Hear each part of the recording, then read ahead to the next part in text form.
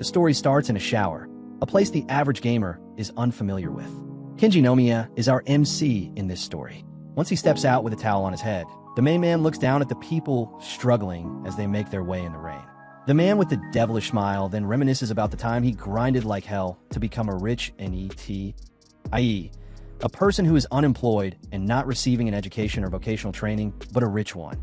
Unlike the rest of the people cramped like sardines in a bus, his words, not mine, he didn't want to hustle every day just for the sake of it. So instead, the man in the Speedos managed to pull it off by investing in stock markets and other real estate endeavors. Kenji never researched that crap his whole life and still became wealthy without ever having to work an actual job. Sadly though, as the half-naked man was basking in the glory of his work, a portal suddenly transports him to another world. And just like that, the good times have turned to hard times. The new world is called Amura, and unlike the other trash Isekai fantasy worlds, the age of heroes in this one is over. Modern corporations now mine the dungeons the heroes once explored for a precious material called demonite. Thus, here we are. Kenji is forced to become a miner and listen to his boss's boss Belza, making a dull speech about how working to death is good. You know, the kind of pep talk HR does before they let you go down to the warehouse and slave away for a portion of what they get paid along with other colleagues who are losing their minds by the minute. Naturally, an ex-pro NET like Kenji doesn't stand with such ideologies, yet because of falling into enormous debt, he has no other option but to mine the dungeons and hear his supervisor whine about his performance. Also, to make things worse, the company requires workers to work 16-hour shifts with no breaks in between, does not allow them to shower more than once a month, and forces everyone to sleep together. While damning his situation, Kenji overhears a skeleton man scolding a big scaly fella for not being too bright. Report, remind, and review. The 3RS the skeleton tells the lizard to memorize while kicking him. Kenji loses interest in the convo after remembering he is broke as fuck and has only one coin to buy a piece of bread, which he drops by mistake and starts chasing like Chris Hansen, trying to catch up with the predator. But alas, he falls short. That said, Kenji comes across something big during this event. Later at night, the main man invites Wainy Bay, the wimpy crocodile demi-human, to a fancy place, which makes one be suspicious of the situation since the two get paid the same and can't afford the drinks. But Kenji tells him to relax since he took a loan and reveals his debt is 20 million. You see, things went south when the hustler sold his 10% iPad to some sketchy fellas who weren't happy about their Apple dying on them, proving once again that in a world of wizards and magic, nothing can fix an Apple product except Louis Rossmann. May God bless the right to repair. After hearing this, Juanis gets scared as he doesn't want anything to do with the MC. But the main man, being a master manipulator, brings out the 3RS, promising him a better future. Hence, the next day, the lads volunteer to prospect deeper in the dungeon where monsters are more dangerous, but demonite is plentiful. Taken aback by this sudden spurt of courage and work ethic, the boss reminds Kenji that he won't be compensated if he gets injured down there, and then sends him away with a big smile. However, unbeknown to the Lil Gup and the Big Lizard, Kenji had discovered a secret entrance to the 3rd level. The lads use holy water to keep the monsters at bay while they mine the crystals. Wambi thanks Kenji for choosing him, to which the main man responds with, "You don't strike me as a guy with friends. I only chose you out of convenience. Most of our coworkers are cowards who stay together like sheep. The only thing they do is protest and look down on the people above them. They don't change anything or work towards improvement. I refuse to employ any one of them because winners like me refuse to work for the sake of working." To put it short, he called him a loser who wouldn't snitch because he had no friends. After finishing the motivational talk and filling their bags with crystals, the lads get attacked by a hungry dragon since the holy water they used to keep the dangers at bay was expired. Yes, you heard that right. Holy water has an expiration, just like the brief friendship with the lizard man, whom Kenji uses as bait to make a run for it. While coming to terms with his untimely end, Kenji appears again and makes a deal with the dragon, promising that if it guards them while they dig, he will provide tastier food. Amused by this human, the dragon transforms into a lowly named Rim. That's anime for you. From that day on, the party began making huge profits. However, Kenji despairs as his money goes toward feeding Rim, and his debt increases, making a return to the mines inevitable.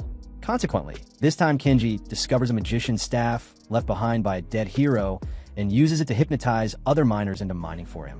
Thus, Kenji's come-up story was unfolding in front of our eyes as he literally and figuratively mind-manipulated coworkers to work themselves to the brink of death, which showed on their faces the next day.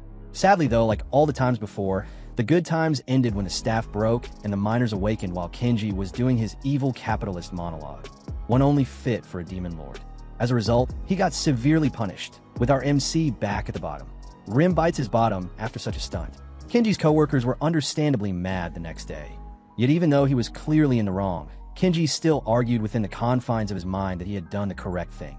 After all, his and the division's numbers rose very considerably. But I guess at the end of the day, nothing of this actually mattered, for you see, Kenji and Wani got transferred into another division, the Dangerous Exploration Team. We then get a brief exposition about the company lore, that it is the biggest in the land with a capital of 1 billion gold and a workforce of 30,000 employees. The corporation has many specialized branches, from mining, selling, and distribution to research. They do it all. One core branch in the company is the exploration branch, which hires elite teams to go down the dungeon and clear it for the miners to do their jobs. As such, they get paid handsomely. Kenji's team, however, is under them. Their duty is to assist the elites by cleaning the dungeon, fixing the lights, and refilling some supplies. They're the lowest of the low. Yet Kenji's drive burns brighter than the darkest cave, unlike the pessimistic one who gets caught in a fan service trap. To protect our eyes, Lord Kenji shoves a bag of potions in the chest. Indecently, Wani Bey still gets injured, so the higher-ups force Kenji to do Wani B's share of the work too, while getting his pay reduced until the potions he threw in the chest are covered. This left him with no money to feed Rim. Therefore, Kenji brought trash for her to feast on. Yet it didn't stop her from taking the hidden piece of meat Kenji tried to get past her.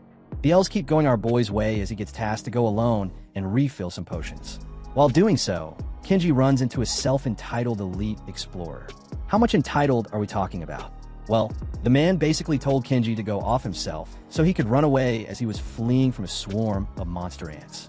Thinking fast, Kenji jumped into the river and went to the shop to inform the higher-ups about the situation. However, they don't care. The only thing they care about is him finishing his work. If anything, this rewatch of the Dungeon of Black Company made me realize how it's a good take on capitalism and the toxic life of a corporate slave. Will I do something about it? Absolutely not. I'm just another ant in the hive mind. Speaking about ants, a higher power smiles at Kenji and drops a transformation potion his way, which he uses to turn himself, along with the elite warrior and the equipment manager, into ants. With the dangers of becoming ant food avoided, they're still stuck with the fact that they are not leaving the cave since their boss has sealed the mine.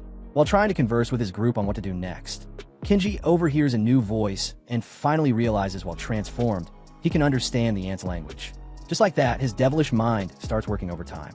Upon seeing a worker ant collapsing from exhaustion, like a veteran insurance merchant, the man started yapping nonstop as fast as he could, as dramatically as he could, introducing the concept of workers' rights to the worker ants. Although it appeared to be tough at first, through the sheer force of pure Japanese, Kenji managed to give the ant an existential crisis about life and its purpose and rights beyond working. One by one, the little guys followed Kenji, the ant whisperer, joining his side to finally form a union demanding the Ant Queen treat them better. During this little event, it is revealed that the Ant Queen decided to expand her colony into the mine after Rim disappeared and stopped eating her workers. Kenji, along with his party who are now back in their human form, faces the Ant Queen, trying to overtake her position as the leader, claiming that she is no longer qualified to lead her hive, to which she simply laughs off, stating that a queen doesn't require qualifications. All that she needs is brute strength, and she has plenty of that. Luckily for Kenji, his freeloader comes crashing from above after getting hungry. Her first impulse was to chase the ants, trying to eat them. To protect his new comrades, Kenji gave his dinner away yet again. Seeing this, the Ant Queen with the killer instinct turned into a sweet little princess as she thanked Kenji, her rugged hero, for saving her from Rim, the fearsome monster guarding the mines. The following day, Wani Bey returns to the shift and apologizes to his boy for leaving him with all the work. Kenji tells him there is no need to apologize and starts going on a ramble about how he realized that the company is bad and doesn't care for the little guys who keep the gears turning, concluding the ramble with his new goal of taking over the Raham Mining Corporation and forming his own Dungeon Black Company, ending the scene on a nice shot with the monster chicks behind him. The next day, we meet Shia, a modern hero employed by Raha Corporation, who located and acquired a Philosopher's Stone in a dungeon that 185 heroes failed to acquire, therefore being the creme de la creme. This new waifu is tasked to join Exploration Group 3 and whip the rookies into shape. The busty hero gladly takes on the task, claiming she will work them to their limits, not knowing what's waiting for her. Meanwhile, On an island containing a corporate training center, the boys are forced to endure a pigman getting all close and personal with what I assume is some serious stinky breath, because he's obviously a pig. The camp was a major failure considering that Kenji's rise from the bottom plan was put into motion, as he explained while fizzing about joining the upper board of the company, manipulating the market, crashing it, and retiring with a large sum of money. However, all this wishful thinking is put on hold as he now has to survive the brutal physical exercises of the camp, like facing monster dogs, not being buried under rubble because the supervisor felt __, and of course climbing mountains without food while the pigman feasts on a chicken leg that he throws after taking one bite just to assert dominance and double down on being a douchebag. After some time, Kenji got so tired that he was about to eat a plant that messes with the mind. Luckily, Wanbei was there to stop him from tripping, yet only pain and suffering awaited him on top of the mountain. So, I would say hallucinating on some natural might have been the best move there. As we can see, the program is starting to affect some of the members' psyches and making them feel gratitude to work for the company. Some would say it's turning them into borderline masochists, looking at how they are enjoying the unnecessary punishment they are being put through. If this __ sounds too good to be true, it's because it is, as the group is becoming more and more obedient due to magical brainwashing methods used to increase loyalty to Raha, not the actual hellish training regime. As the training resumes and a magical brainwashing continues, Kenji becomes a role model for his coworkers, and let me say I didn't expect propaganda and brainwashing to be this funny. Incidentally, on the way home, a guy bumps into our boy, bringing him back to his senses. Likewise, he snaps Wanbei out of being brainwashed and reveals that he knew about the brainwashing the whole time and used the mind-altering plans from earlier to resist and plan revenge. In other words, they fought crazy with crazy. Furthermore, Kenji also reveals he has drugged the brainwashing sorcerers with the confusion plants, leading them to set off bombs that the instructor was using against the gang to evidently destroy the island, the training center, and everything in between. Following the camp, the company believed they were successful in brainwashing the lads, so they sent Kenji and Wanbei to Group 3 under Shia as their supervisor. And let me tell you, this __ got some major behind her, one elbow to the big lug, and he was sent across the room, knocked out. To put that feat into perspective, Wanbei is the same person who was getting his balls kicked as if it was nothing during the first time we saw him. After hospitalizing Wanbei, Shia decides to give Kenji a solo tour. First, she explains how things are in this line of work by revisiting their duties, how the salaries work, as well as the working hours. She then shows our boy the company's inventory, where he can buy some drip to venture even deeper into the dungeons, a practice she appraises very highly since, from her perspective, the fact Raha Corporation lets them shop in their fancy shop is a privilege. Kenji, however, tries to point out Raha's exploitation, saying, "Don't you see how this system is messed up? We mine the crystal for them to make weapons, which we're supposed to buy from them. If we don't meet the quota, which they set, then we have to buy better, more expensive equipment to make the job easier. Not to mention the life risk that comes with a job like this. In short, they're making workers buy company items from their own personal pay to work." Sadly, Shia, being far gone in her company's shilling ways, shuts that notion down immediately and calls it blasphemous. While whitewashing the company's monetization practices, Shia forces our boy to accompany her into the dungeon to fight monsters. She puts him against a big boy who shows Kenji no regard and goes for the BBA. So, she fights him while our boy chills with an ant on top of a building. Shia tries to kill Anta, Kenji's favorite ant, so he summons Rim, who eats way too much, then transforms from her FBI trap form to a legal waifu form and easily knocks waifu number 2 out.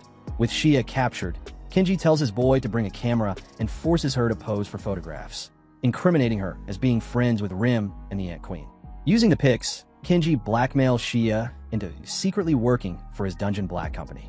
While heading home, contemplating Rim's food expenses, Kenji gets surrounded by a group of men who force him to a dark alley. The sharks are here to collect what they are owed.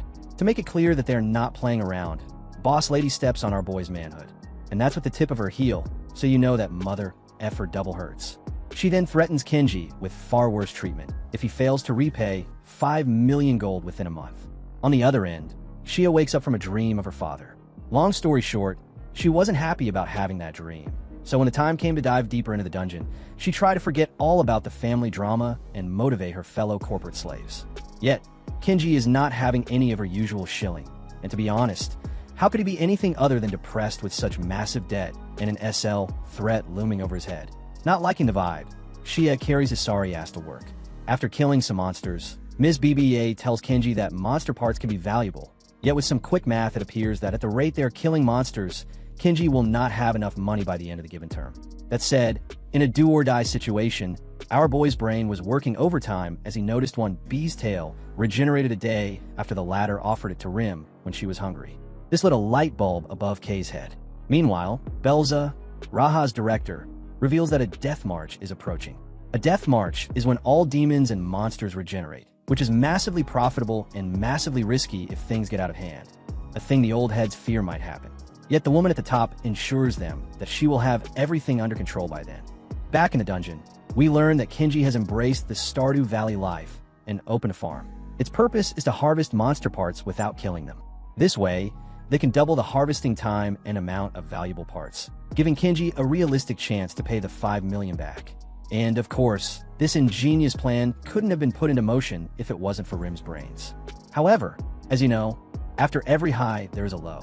Belza reveals the Death March includes the resurrection of Megan, but this requires the sacrifice of a hero like Shia, who, by the way, was enjoying the situation, fighting her way up to safety unlike Kenji, who was shouting the attack sound effects directly to her ear. After a minute, Kenji asks the shoddy if she has an escape item on her, to which she confirms and pulls a teleportation crystal. Kenji is overjoyed with this discovery, unlike Shia, who thinks it would be anticlimactic to use it, and it was, until the Megan attacked. Waifu number 2 tries to save Kenji by teleporting him back to the surface, but the man refuses and throws the magic crystal at the Megan, teleporting it to the surface where it destroys the mining facility. As the Megan tunnels back into the dungeon, trying to catch the hero, Kenji has the ants set traps while he sits on his throne like a boss. Sadly though, the plan fails, and so Plan B begins.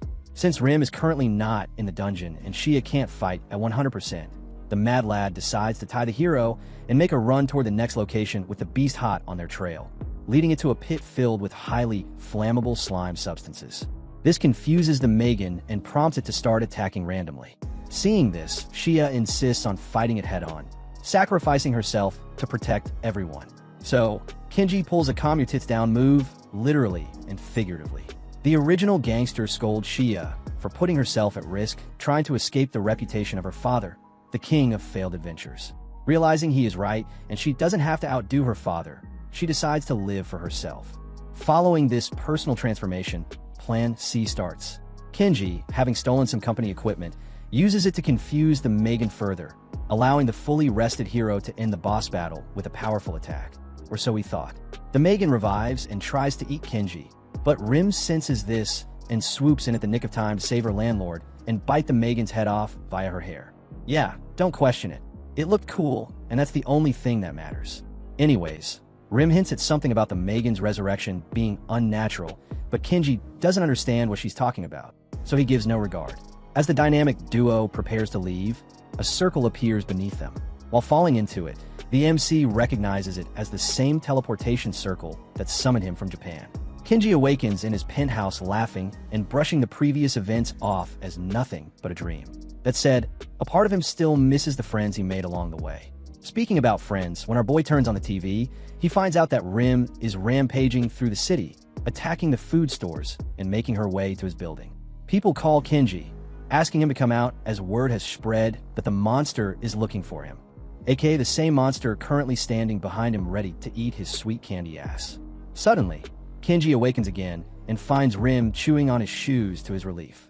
Meanwhile, Ranga, a cute priestess, addresses our boy as Lord Messiah and asks him to save their world.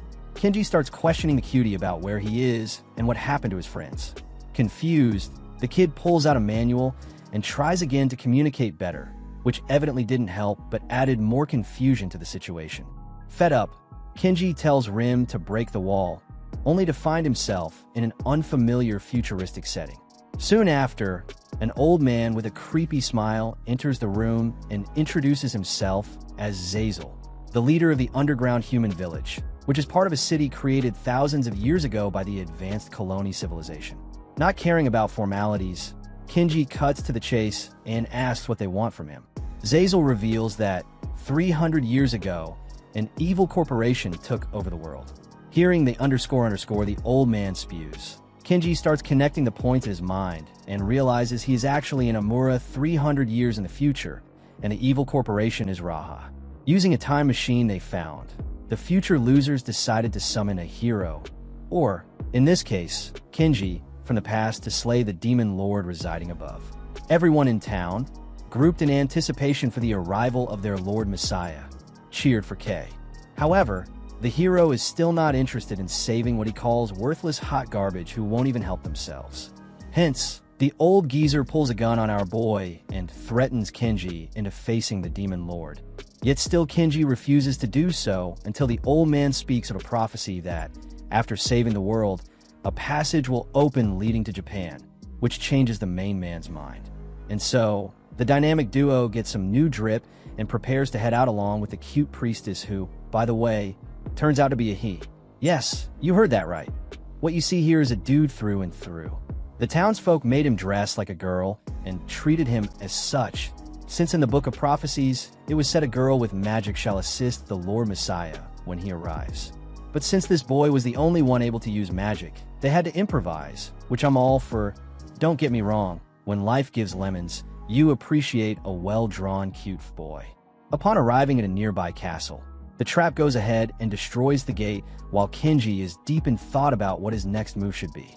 A demon dog exits to check who in his right mind would attack the Demon Lord Bell's Deputy General official post. Kenji learns the castle belongs to the Demon Lord Bell's Deputy General, Anta, whom Kenji recognizes as his friend. Anta has evolved into a powerful monster and is overjoyed to see Kenji. While having a fancy dinner with his old pal, Anta started filling Kenji in on what happened to him and his fellow ants during this time skip. Then, they discussed the human exploitation situation. A rogue side character entered the room, cut the story short, and destroyed the food table, which obviously didn't sit well with the tiny greater dragon. Thankfully though, for the irrelevant character, Kenji managed to settle Rim down with a piece of chicken. This sudden intrusion served as a great segue for General Ant to explain what's up with the humans under him. Turns out, he has been treating the two-legged losers fairly. For example, he only asked that they work 40 hours a week while providing holidays and health insurance. Hearing how much better these people's work life is, Kenji didn't hesitate to give him the boot to the face. General Ant explains that the problem here is that the humans of the future are unreasonably lazy and believe 40 hours is too much work. Belza has not run the corporation in years, and General Ant doesn't know what to do. Deciding to help, Kenji takes over as General Nomiya. The group devises a plan to punish lazy workers and reward hard workers, making the company profitable again.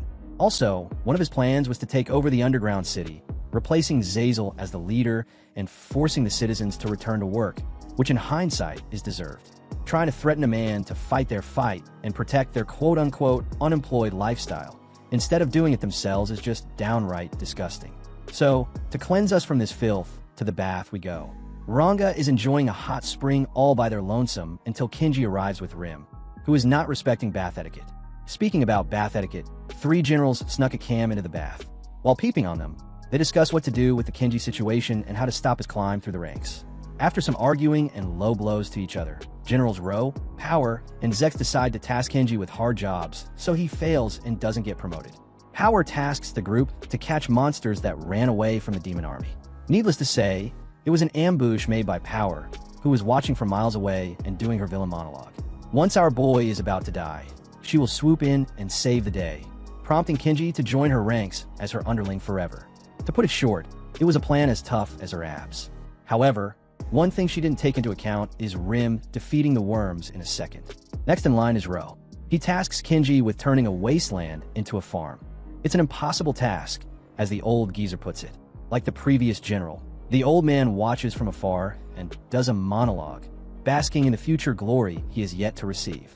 And just like the previous demon lord, Ro's plans fall apart in real time as he sees Kenji cleverly using the worms from earlier along with Ranga's magic to cultivate the land. Finally, it's Zex's turn. Unlike his fellow generals, the four-eyed virgin decides to look up some info about his opponent. A smart move indeed. That said, he doesn't find a thing. Instead, he finds some dirt on the lovely Ranga. And, just like the creep he is, Zex goes to the bath where our sweet Ranga is chilling in an attempt to use the unknown-before info as blackmail material. However, he becomes overcome with lust upon learning she is biologically male, knocking him off his feet. Soon after, Rim enters and headbutts the Virgin in the groin, sending him to outer space. Later, while the three nut jobs stand defeated, wondering what to do with a new rising star general, Kenji confronts them via the hidden camera to taunt and let them know that they were playing right into his hands. Thanks to their actions so far, his promotion to a higher position in the demon army is quite near. With no other plans left, the three decide to put Kenji in charge of a truly impossible mission. Elsewhere, Ranga wakes up in a version of Alice in Wonderland. Guided by a goofy rabbit, Kenji and Ranga explore this trippy dream bit by bit. In this version of Alice in Wonderland, white rabbits are slaves to the queen and, for some reason, they associated Ranga with her and decided to attack the poor cutie patootie. Thanks to Big Head Kenji, the duo escapes to the underground where unemployed moles live in internet cafes, which Ranga embraces for some time until it hits them that living such a life would be a waste of time. But at the same time, working all their lives is no better. While being torn apart about what to do, the queen rears her big head and addresses Ranga. The queen reveals Ranga's hidden secret of being a descendant of Belza. Now, through a flashback, we see Ranga's family on the run from other people who knew of their connection with the queen before they eventually died, leading Ranga to hide his true identity to survive. With everything clean on the table, the queen offers to let the cutie live with her carefree. Ranga, however, declines as they know this is just a dream and they have to wake up for their friend who must be waiting on the other side. Goofy Kenji tries to convince Ranga to stay, but luckily the real Kenji appears to pee this El Gup head, cutting his uncanny evil laugh short. The man of the hour, too sweet to be sour, proceeds to awaken the damsel in distress with a headbutt. Back to reality, it's revealed that the generals had sent them on a mission to defeat a robot.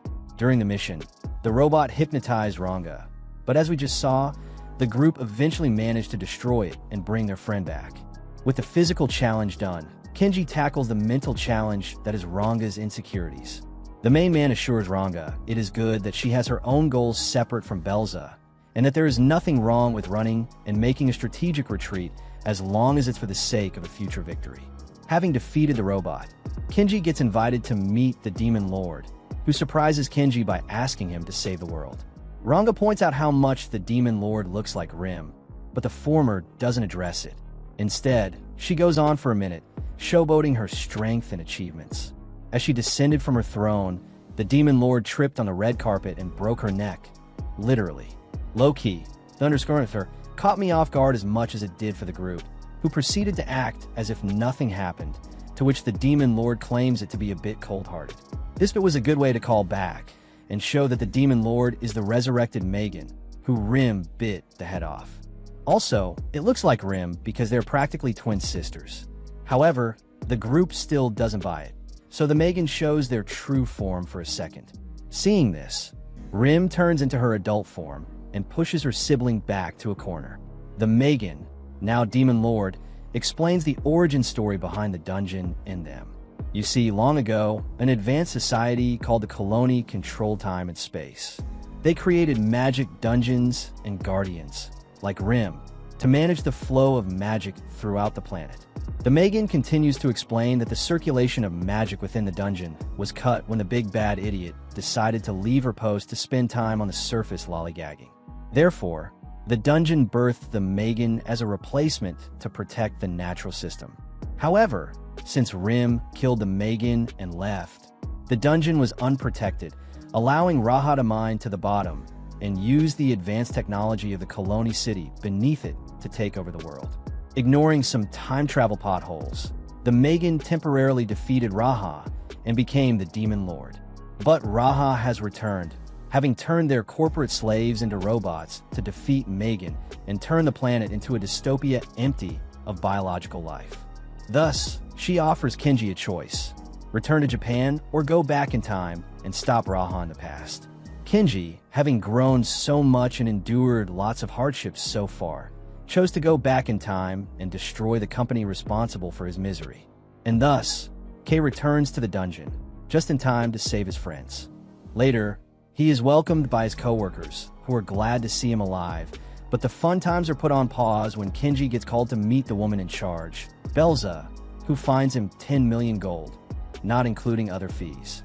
However, Kenji shows no signs of confusion. He is locked in and, to further show his growth, laughs at the Shark Lady's threats, adding, "Right, you might have scared the old me, but you have no idea what you are dealing with now.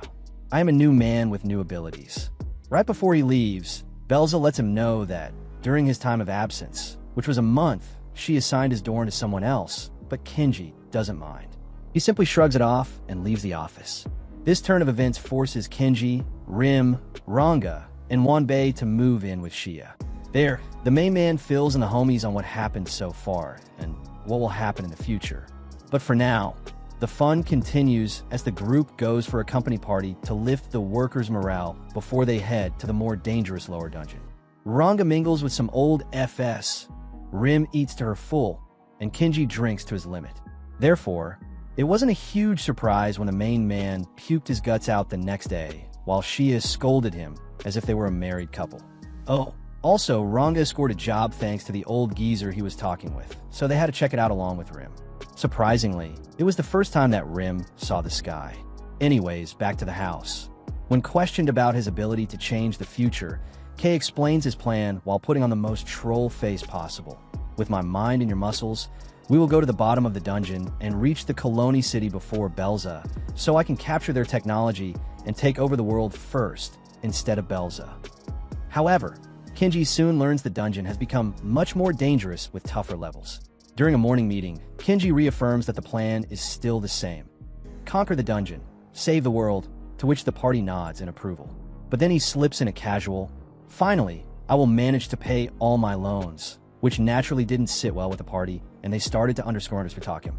Now, if that wasn't enough to kill his morning steam, Shia then pulls company documents with various charts, and, in front of everyone, she lets it be known that the man with the charm who wants to bring lots of harm is on level 5.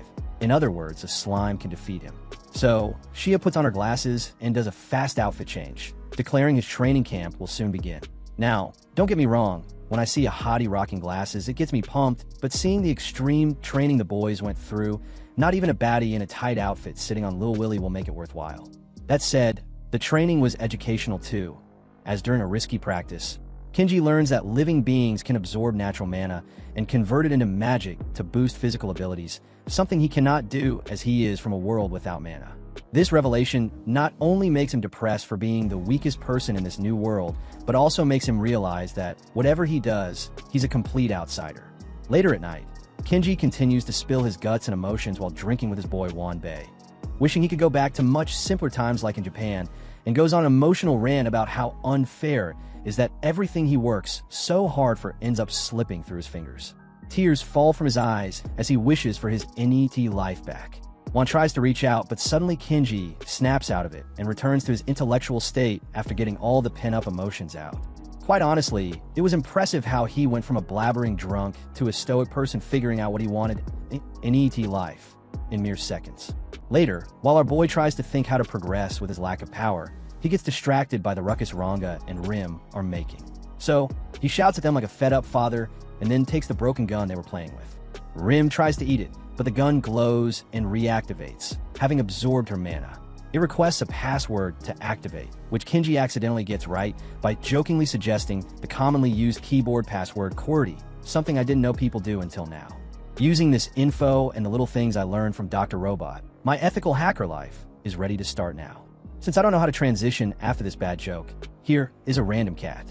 Realizing he has a powerful weapon to compensate for his physical weakness, Kenji takes everyone back to the dungeon to catch up with Bell's adventurers. Kenji uses the gun to kill several monsters, but the battery drains quickly and begins to drain mana from the environment to recharge, including the magic fibers woven into their clothing and the cloth of Elite Party 3, who is watching over them, leaving everyone almost naked. After being punished by Shia, Kenji agrees to get rid of the gun, only to realize it has a stalker girlfriend personality. It threatens to self-destruct and kill everyone as it doesn't want to be lonely anymore. Hearing this, Kenji agrees to keep it on him. Moving on, the home team joins forces with the other adventurers. Stripped of Kenji's pistol in a deep, dark dungeon, one smartass decides to tell a scary story about a vengeful spirit roaming the ruins, but the main man shuts that crap down immediately by reminding him that people die when they are killed. However, as much as I would like to keep calling back to this __quote, Sadly, he had a point, because people didn't stay dead this time and have now returned as zombies. The undead horde attacked the party and managed to take one of the second party members. The home team questions whether they should go after them or not, a valid question that requires some thought. However, the group soon finds out that they have no say in the matter when they notice Kenji has disappeared, leaving his underpants behind as a clue. So, they decide to follow their eccentric leader's trail. With the help of Rim's sharp nose, the little sniffer leads the group to a concealed room where the zombies slave away brewing illegal potions. Ranga points out that the zombies recruit new members to the horde via whispering to their ears, not by fighting, as they initially thought. Furthermore, the zombie hive is also being hypnotized by an enchanted workplace rules sign. Therefore, the group decides to go on a limb and use a spell to blend in with the zombies to get as close as possible to the sign whilst undetected. However, Shia, being a boss lady, couldn't bring herself to work an everyday job and try to leave, which in turn led to a big fuss that forced the group to stand and fight, during which Ranga swooped in and smashed the sign, returning the zombies to normal. The fellow leave, and the group continues to follow Kenji's scent. On the way, the girls talk about how their lives changed for the better and became more fun since they met the main man. The same man is currently tormenting an undead mage while wearing his gun as underwear. Turns out, the scuffed overlord is the vengeful spirit from the story earlier. The party wonders how all this happened, so the skullhead starts explaining from the top. Hundreds of years ago, his reputation was ruined by a hero who looked like our boy, and as a result, he was forced into dungeon mining until he died of exhaustion. He now haunts the dungeon and brainwashes adventurers to work themselves to death as revenge. And thanks to the talks with Mr. Kenji, the mage decides to take their plans to the surface and make everyone work till they die. However, Wanbei and Kenji then reveal that Raha's concept of corporate drones is already happening, causing the mage to glow and transform back to its human form, which is a very lovely lady that would have been a great addition to the harem, if I say so myself. But I guess managing to cross over to the afterlife is also nice to see. After that is set and done, Kenji meets a young, struggling shop manager in the dungeon, Cindy, who sees him as an entitled customer as he is trying to complain his way to some free goods. But Shia stops him. Hence, Kenji Boy starts performing his manipulation magic and tells the chick that if he can fill her shop with paying customers, she will sell him her best dungeon equipment at a massive discount. A deal she can't pass seeing the state of the shop. Thus, the smartest man in Ice Sky Land decides to use the potions made by the zombies to promote the shop. He rebrands the potions, then gives them to the blonde fella and Rim to use in front of explorers in need as a pre-battle nutrient drink, which leads the shop to score a massive profit. However, the shop gets shut down by Raha due to unethical practices. You see, on top of selling goods that don't do what they market, the potions are addictive since Kenji added a sprinkle of confusion plants. Kenji tries to talk his way around the problem, but can't. So he leaves a thankful Cindy to solve her problems as he is confident in her abilities. In short, like the government, the man caused a fentanyl crisis to fund his campaign. Now, in the new level, Rim dreams of a girl with horns crying, while Kenji runs from dinosaurs, leading them to early extinction, during which he saves maintenance workers who also double as a scout team. The scouters drop the news that the doors to the 5th and 3rd floors are blocked, so they're now indefinitely stuck on the 4th floor. Kenji asks how all this happened, so the old man tells him that during a routine monster-slaying event Bell's bodyguards were doing, the floor started shaking, prompting the entrance to collapse. He and his underlings just left the floor since they were close to the door, evidently leaving Bell's bodyguards trapped on the 5th floor. Dumbfounded by how they could leave their comrades behind, Shia lets her thoughts be known. The old scouter tells her that, although it was a deeper floor, only 2 monsters were present, and he believes the guards can fend for themselves without having to worry for weaklings like them. To process their next move, the group heads to a safe point that isn't too safe, as Kenji, about to start blasting, finds himself amidst the confusion of Dog suddenly attacking the still-breathing petroleum. Amid the chaos, ants appear from the sides, and a familiar voice echoes from a distance. A busty lady rushes to the RZ Lord and takes a knee, declaring how she's been dying to meet him again. Also, it's worth noting that the maiden was carrying a kid. Although Kenji does the Clinton and claims he never met this woman before or had any relationship with her, Shia still jumps to the conclusion that this lady and kid are Kenji's mistress and child. That's when the lady reveals herself to be the Ant Queen. Due to being hunted down by humans, i.e. Bells' guards, the Queen has developed a new skill to transform into a human, which helps her slip right into enemy territory. She further adds that since Kenji disappeared, more quakes are happening, so she decided to move her colony deeper away from all the commotion. Along the way, she found this adorable horned girl who was slumbering, although she knew it was the Majin, the fearsome dungeon protector, second only to Rim in raw power. The queen couldn't help but feel compelled to scoop this cutie patootie and look after her. The queen then ties everything happening in the dungeon to the Majin, explaining that since the little one is unwell, the dungeon is more dangerous because they are in sync. In other words, if the dungeon's ecosystem gets fixed, the girl will get better and vice versa. Seeing her technically sister sick, Rim reacts unusually by hunting food for the Majin, but not eating anything herself. However, the Majin reacts violently, which upsets Rim, yet she still tries to make her little sister feel good to no avail. Understandably so, because who could forget the time their sibling bit them so hard? Or in this case, ripped their head off? I sure won't. While sitting by her lonesome, Kenji goes to check on her. Rim explains to Kenji that she feels guilty for leaving her domain, which forced the dungeon to create a premature Majin, and by later defeating it, she caused the Majin to be too weak to manage the dungeon levels. Hearing this, the main man tells her not to worry anymore, as he will fix it. Hence the next day, Kenji and the others set out to return the fourth floor's ecosystem to normal through forestry and animal husbandry, while Rim looks after the Majin, who slowly starts warming up and accepting Rim, which is quite nice considering she went to what I assume the ends of the world, or dungeon, to bring her little sister some ice to cool her fever down. Also, there was a nice sequence of Shia running in a bunny costume from Rabbits and Heat, and for that, I pray for Lord Kenji's success as we near the end of the show. That said, let's power through the ending parts together, fam. With the fourth floor back to normal, the Majin recovers and is given the name Sky by Rim, since that was the first thing she was impressed by when she went outside. Sky suddenly falls seriously ill as the door to the fifth floor opens. Two monsters multiply into dozens and overwhelm the bodyguards. One Susi fellow tries to push his soldiers to fight to the brink of death, but clearly, they don't listen to that dumb ... Alas, they still die anyways. Luckily, Kenji is there. He swoops in to save the tough manly man commander and the remaining survivors, while Rim defeats the monsters. And just like that, the manipulation soon starts as Kenji brings the guy down with a ... slap and then lifts him up spiritually and physically, making the guy like him to the point he blushes whenever Kenji glances at him. We even see how the commander perceives our boy in his POV, glorifying him as heaven sent. Before raiding the floor, Kenji decides to get a bit touchy and a bit too close to AB Bro's personal space. But the latter pushes him back, reminding him no homo, all while the party watches from behind in confusion. Well, except Wan Bei, who knew our boy had started his scheming plan. Speaking about plans, Kenji leads the charge as planned and has the raid split into smaller groups. Right flank, target the front lines and fire at will. Biceps and Bronze should focus on enemies directly in front of me to secure our advance. And then, Rim, you're up. Kenji's commands were direct and clear, ultimately leading the party to victory, as well as impressing the commander, clearly way over his head now. Anywho, after defeating the Guardians and destroying the ruins that keep producing them, Rim's little sisters started feeling better. Soon after, they locate the sixth floor, where lies the power source they were looking for. Kenji volunteers to go ahead since it might be dangerous, moving everyone's hearts with his selfless and courageous notion.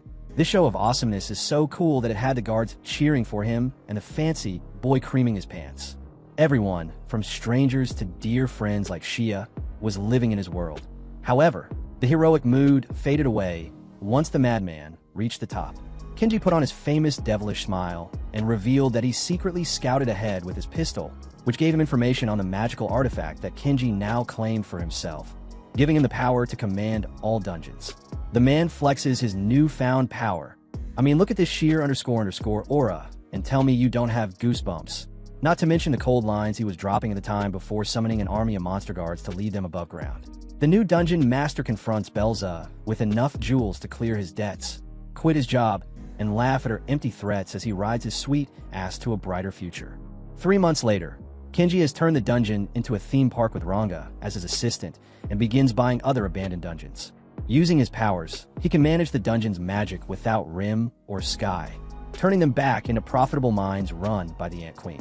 Meanwhile, the rival company is having a meeting on how to deal with the rising Dungeon Black Company, which Kenji crashes, just like how he crashed Reese's profits by flooding the market with cheap Demonite and putting Cindy in charge of a magazine-based delivery service on adventuring equipment, which, thanks to Wan Bei performing Demonite research, are cheaper and higher in quality than anything Raha sells.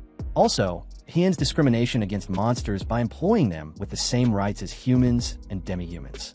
As a result of all this, Belza becomes an alcoholic and gets tormented by Ranga, who, as her descendant, knows Belza's childhood history.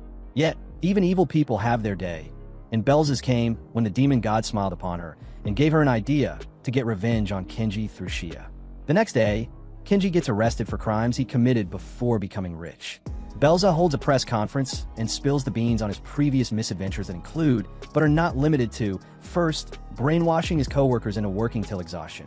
Second, the false claim of not paying back loans and forcing himself on the Lady Shark. Third, using equipment without permission. Fourth, putting addictive substances in potions, and so on. Fifth, not to mention the claims of using illegal means to reach lower, unexplored levels of Bel's dungeon and stealing their stuff. Belza credits that win to Shia, who she managed to get this info off of by manipulating her into testifying against him. Belza then ends the conference by portraying the man with a beautiful mind as a potential threat to humanity for using methods similar to the demon lord of old. Hence, Kenji, wrapped up in a special straitjacket that blocks the dungeon's special powers, gets tortured to extract a confession, but he resists it like the gigachad he is. However, one does fear for his health as he is being handled by a crazy __ that gets off on torturing people. Yep, be wary of Busty __. They deceive you, but not sweet Shia. Yes, she was a big part of why he was in that cell right now. And yes, she shouldn't have snitched, but she did it to keep the little man from losing their livelihood. Still, she visited and healed our boy's wounds, having realized Belza manipulated her. Kenji is not mad at her, as he knows she doesn't want anyone to be harmed and wants the best for everyone. Kenji boy continues, "To me, the weak people you try so desperately to protect are poisonous. I define others as weak because it lets me delude myself into thinking I'm so much better, which stripped my heart of the will to fight for them. I made a choice, and I chose to be untouchable instead of relatable." He further adds, while touching flashbacks of his childhood play in the background, "There are enemies everywhere, and the strongest person is not the person with power, but the one who is willing to gain more power. They enhance themselves in the shadows while others struggle to catch up. I knew to overturn that reality. I needed the will to keep pushing forward, a desire that never burns out." This whole sequence explains why Kenji is the way he is: cunning, stubborn, ambitious, fearless, and most importantly, burning with the will to rise over hardship. And from the looks of it, the will of D is still burning within. The drums of liberation are upon us. Cause you see, Lord Kenji had written a manual for this kind of emergency, which the Ant Queen shows the group a month later. At the company elections, Belza is made Reese's director. She basks in the fruits of her work, as in her mind, everything couldn't line up more perfectly for her to fully take over the group and the dungeon power as soon as this year's shareholders meeting ends. The plan is just too good to be true, until the man of the hour, too sweet to be sour. What you see is what you get, and what you don't is better yet. The women's pick and the men's regret gets name dropped to be made the new CEO, effective immediately, sending shockwaves across Belza's tight body. Finally, Kenji stands on top as a free man wearing a cool coat and accompanied by a great team. Wanbei reveals that, following Kenji's manual, they purchased 40% of all Raha stocks and convinced the owners of another 15% through the power of Horny to support them, giving Dungeon Black Company majority ownership of Raha. Thus, Raha gets absorbed into Kenji's company, where he makes Belza work with Ranga to improve their family relationship. Yet, despite his victory and peeing from the top of his new __ with the wind blowing his way, Kenji finds he is unhappy. Concerned, Ranga reveals that Kenji is from Japan and may be planning to return. The man confirms he was happier chasing a goal than he is now, and that's why he was training his people to take on the company when he's gone. However, Kenji later reveals during his goodbye party that, instead of returning to Japan, he plans to expand the company, take over dungeons in other countries, and keep going until he controls the entire world. But before the journey continues, the man, the myth, the legend heads back to where it all began and picks up the coin that led to millions.